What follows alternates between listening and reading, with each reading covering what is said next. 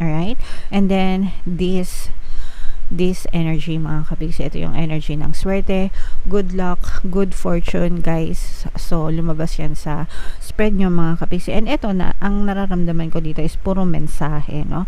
May mga mensaheng paparating sa'yo, merong mga good news na paparating sa'yo, merong mga impormasyon na maaaring dumating sa'yo mga kapiksi. And yung mga bagay na yun yung mga maaaring magdala ng swerte, or maaaring yun yung maging susi ng swerte sa buhay mo mga kapiksi. Okay? So, antayin mo lang.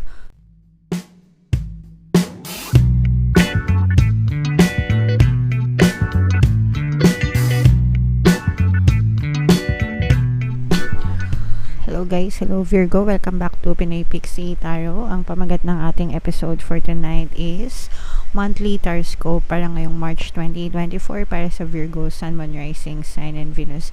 By the way guys, sa dulo ng video magkakaroon tayo ng yes or no pick a card reading. Ito yung deck na gagamitin natin. Pwede kayo magtanong ng isang tanong, answerable by yes or no. Tapos titingnan natin yung sagot ng tarot sa inyo mga kapiksi. So, tapusin nyo yung video guys para maabutan nyo yung yes or no pick a card reading. So, tingnan natin yung mga mensahe sa inyo ng inyong mga gabay Virgo para ngayong March. So, yung first message guys, we have improving health. Wow. Claim nyo na yan mga kapiksi. Meron din tayong weight. Okay. And meron din tayong yes. Wow. Yes, yes, yes mga kapiksi.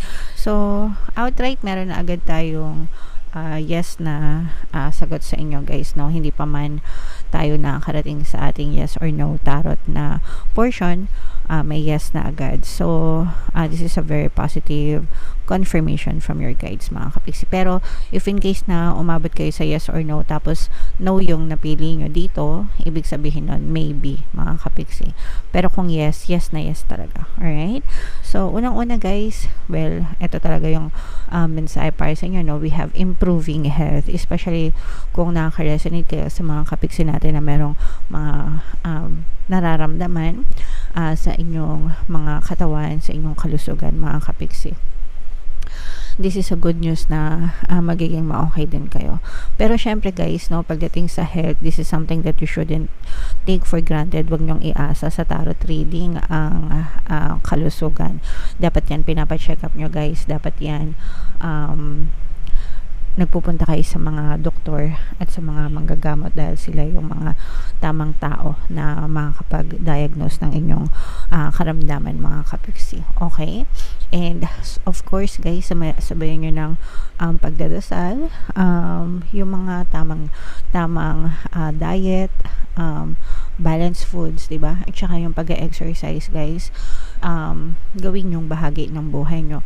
Kung hindi nyo kaya yung mga mabibigat na exercise guys, at least galaw-galaw kayo, no? Lakad-lakad, ganyan. Make sure na may movement kayo all throughout the day kasi hindi lang siya para sa health nyo, pero magbibigay din yan, may contribution yan para sa ating longevity mga kapiksi. But yeah, meron din pala tayong good health subliminal dito sa ating channel guys. Pakinggan nyo yun everyday, kahit isang beses lang sa isang araw, to ensure na maging ma-okay talaga yung inyong kalusugan mga kapiksi. Alright? And then, etong yes na inaantay nyo mga kapiksi, yes talaga yung sagot sa inyo ng inyong mga gabay. Mag-antay-antay lang kayo. Patiently wait, kumbaga, lalo na dun sa mga kapiksi natin na parang nawawala ng pag-asa, feeling nila wala silang movement na nakikita sa buhay nila. There's always movement mga kapiksi, hindi nyo lang nakikita, but there's always movement.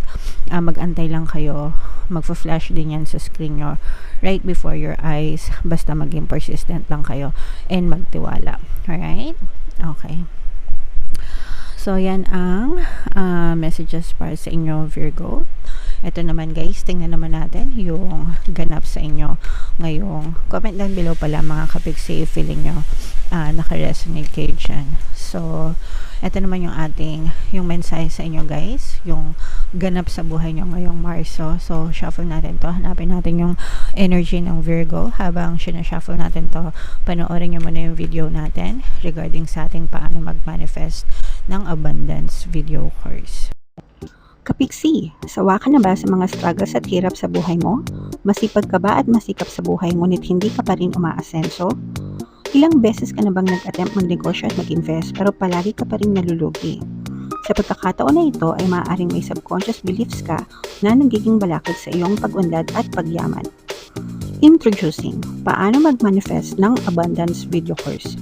Dito ay matututunan mong ma-overcome ang mga balakid mo para tuluyan ka ng umunlad, umasenso, sumagana, maging matagumpay, successful at maswerte sa iyong kabuhayan, pera, trabaho, negosyo, salapi at kaperahan ng bonggang-bongga. Dali, mag-send na ng email sa pinoypixitaro@gmail.com at simulan na ang iyong pagyaman ngayon. Alright, so sabay-sabay tayo magpayaman ngayon 2024 mga kapiksi. Mag-avail na kayo ng course guys kasi sobrang ganda talaga niyan.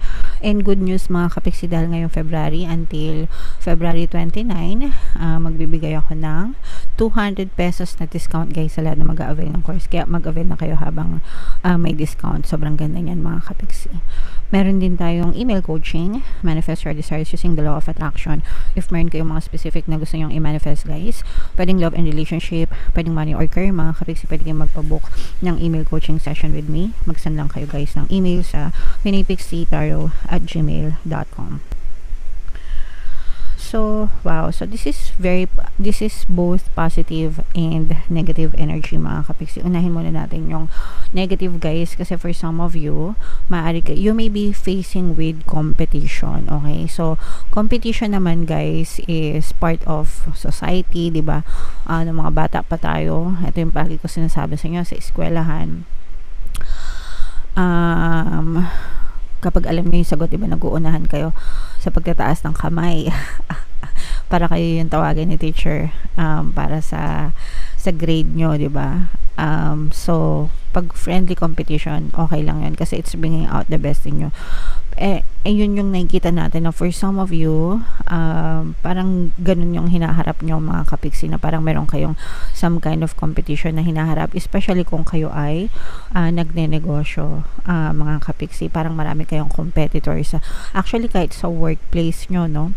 Parang meron kayong competitor sa mga performance nyo, ganyan. Syempre, hindi naman yun nawawala, di ba? Sa negosyo, ganun din. Parang meron kayong ka-competition, mga kapiksi, pagdating sa business nyo, okay? Pero okay lang yan guys, that's part of life.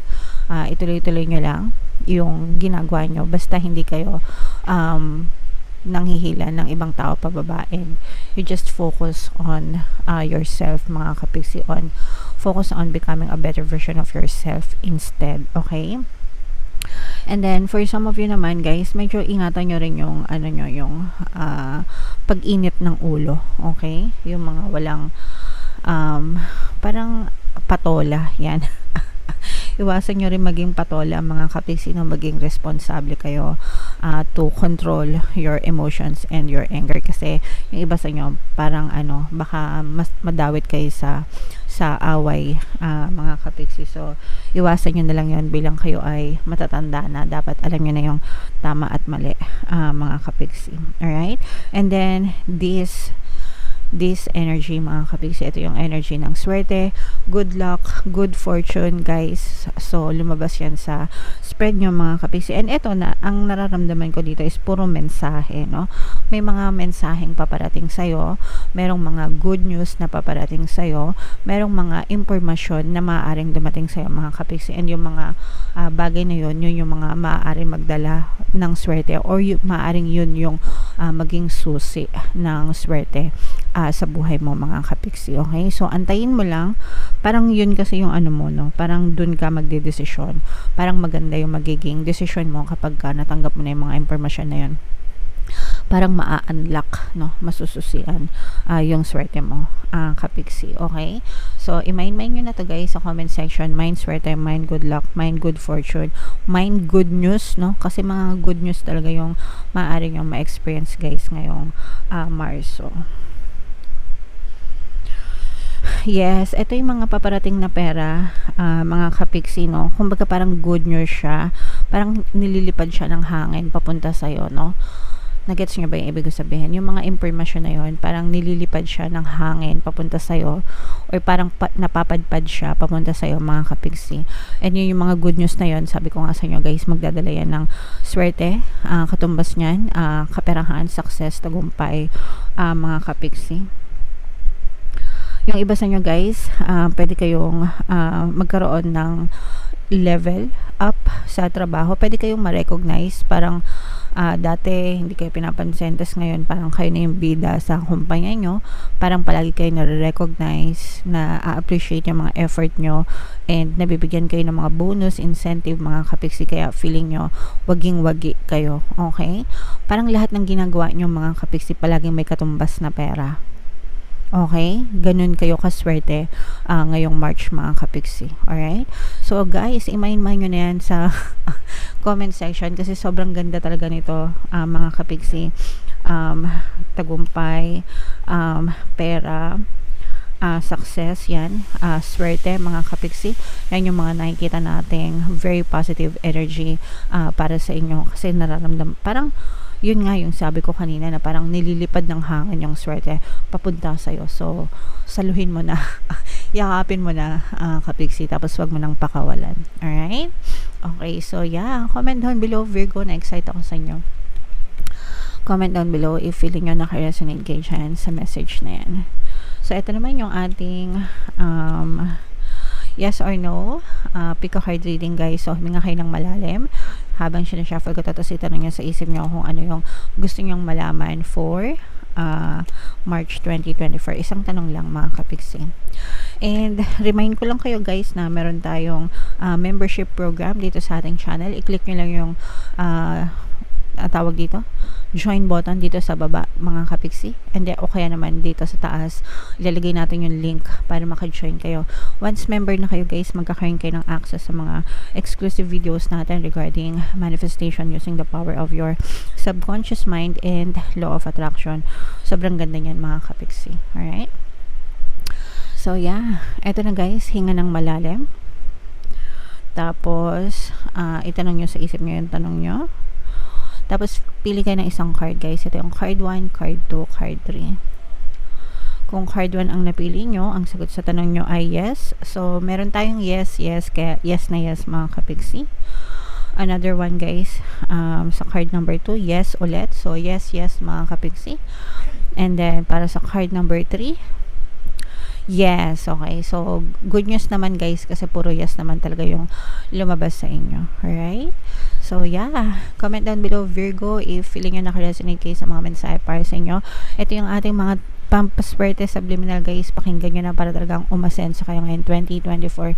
And ito naman yung ating success stories ng paano mag-manifest ng abundance video course. Click here to subscribe guys, and click here to join our membership program. Thank you for liking, sharing, and subscribing. See you again next time. I love you all guys. Have a nice day. Bye-bye.